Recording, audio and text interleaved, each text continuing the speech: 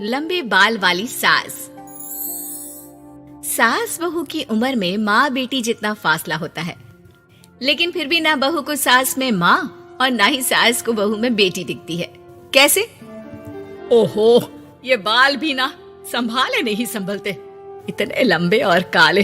देखने वाले तो कहते हैं कि बहू सास और सास बहू लगती है। कौन है ये लोग माँ जी? मुझे तो नहीं दिखते जिस सास को बहू समझ रहे हैं। अरे चल छोड़ ना, जा चाय लेकर आ जा और किचन में मेहंदी भिगा देना। और हाँ, दोपहर को पार्लर वाली आ रही है मेरे हेयर स्पा के लिए, तो जरा गर्म पानी तैयार करके भाप की तैयारी भी कर देना। बहू खुद के बाल देखती है जो सूखे, बेजान और बेतरीके से बंधे होते हैं। बहू किचन की तरफ जाती है। यहाँ खुद के बालों को संभालने का टाइम नहीं है, ना ही पैसा, लेकिन सास के बालों पर इन्वेस्टमेंट देखकर हैरानी ही होती है मुझे तो। दोपहर को पार्लर वाली सास के बालों को देखकर बोल पड़ती है, ओहो, ये कैसे बाल कर लिए आपने? 2 हफ्ते से मुझे बुलाया नहीं ना, तभी। अरे वो बहू के कारण। मेरे कारण? मैंने कब मना किया था आपको किसी चीज के लिए? अब तू ही मायके चली गई थी ना, अब मैं घर का खाना बनाऊं या फिर बालों की केयर करूं? तू जाकर पानी लेकर आ। इस बार मैं जो मसाज करूंगी ना, थोड़ा महंगा है, लेकिन अरे महंगे की चिंता ना कर, बस ये जो डिम्पल कपाड़िया जैसे बाल है वो शबाना आजमी जैसे ना हो जाए, इसका ख्याल रख। अब क्या था, सास के बाल पर जो बजट था वो घर के किचन के बजट जितना ही था, लेकिन बहू बेचारी करती क्या? बहू जो ठहरी। एक बार सास बहू मॉल में घूमने जाते हैं। माँ जी, एक ड्रेस लेना है, चलिए ना जरा डिजाइनर शॉप तक। हाँ चलो, वैसे भी बाल गीले हैं, थोड़ा बाहर घूमूंगी तो हवा से सूख जाएंगे। सास बहू दोनों मॉल में घूम रही होती है। सासू माँ, वो रहा मेरा स्टोर। अरे रुक, क्या है ये? जावेद हबीब। अरे चल तो जरा देखे तो। हाँ चल देना माँ जी, बस एक ड्रेस ले लूं। अरे ले लेना ड्रेस बाद में, किसने मना किया है लेने से? सास जावेद हबीब के पार्लर में जाती है, जहाँ सेल्स गर्ल उन्हें पकड़ लेती है। अरे कुछ बालों को सुंदर रखने के लिए क्रीम पाउडर दिखाओ ना, वो क्या है ना, थोड़े बेजान लग रहे हैं। क्यों नहीं, वैसे ये नया प्रोडक्ट लॉन्च हुआ है, इससे आपके बालों की खूबसूरती 4 गुना बढ़ जाएगी।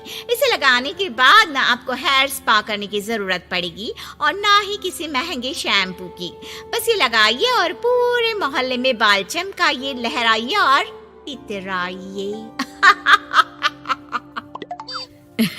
अरे वाह, कितने का है? इतना सस्ता कि आपको हंसी आ जाएगी। तो एक काम करते हैं ना, पहले हम हंसी लेते हैं, क्यों? ये जरूर आपकी बहू होगी, है ना? कैसे पता? अरे भला कौन सी बहू चाहेगी कि सास के बाल सुंदर दिखे? मुझे नहीं लगता कि आप ये प्रोडक्ट ले पाएंगी। एक काम करिए, फिर कभी आइएगा।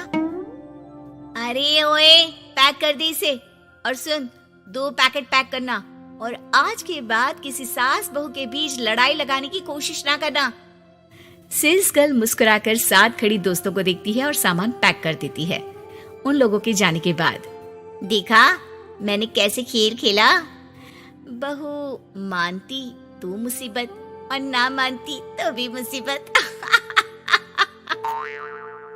वही सामान लेकर सास भी खुश बाहर निकलकर बहू से कहती है, अरे वाह बहू, अब देखना मेरे बाल ना और ज्यादा सुंदर हो जाएंगे। अब तो लोग मुझे देखकर जलने लगेंगे। वैसे जलन से याद आया, तुझे भी तो ड्रेस लेनी थी ना, चल ले लेते हैं। रहने दीजिए, पैसे किसके पास है जो ड्रेस ले लूं? आप तो अपने बाल लहरा लहरा कर इतराइए। मैं कोई पुरानी ड्रेस ही पहन लूंगी। चलो वो भी ठीक है बहू, देख हमेशा ना फालतू खर्चे से बचना चाहिए। मैं बिल्कुल फेवर में नहीं थी तेरी नई ड्रेस के लिए, फिर भी तुझे मना नहीं कर पा रही थी। बहू के तो मन में आता है कि सास की इस बात के बाद वो उन्हें इतना अच्छा करारा जवाब दे, लेकिन चुप हो जाती है। सास का बालों को लहराना और इतराना यूं ही चल रहा था। एक दिन, माँ जी, न जाने क्यों चक्कर आ रहा है, लगता नहीं कि मैं काम कर पाऊंगी, मैं अपने कमरे में आराम करने जा रही हूँ। थोड़ी देर बाद पति भी आ जाता है। माँ, शिखा को कहीं देखा क्या? आज बहुत दिनों बाद घर की रसोई से इतनी अच्छी खुशबू आ रही है। मन तो कर रहा है कि बिना चेंज किए ही खाना खाने बैठ जाऊं। अरे बेटा, खाना आज मैंने बनाया है तो घर तो महकेगा ही। तेरी बीबी बीमार बैठी है।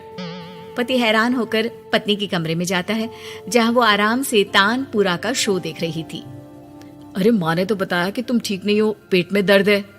अरे नहीं, वो ना मेरा फेवरेट म्यूजिक शो आने वाला था।